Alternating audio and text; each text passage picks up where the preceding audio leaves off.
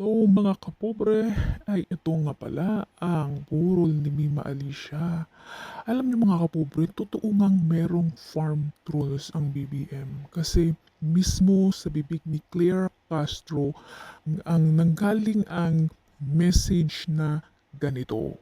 Nag-uusap sila ni Mima Alicia through phone. Kahit hindi man sila nag-uusap personal, pero may contact sila sa chat. Kaya totoo nga pong may farm troll si BBM. Kasi kung hindi nila hawak itong mga vlogger na ito, pakialam pa nila dyan, di ba?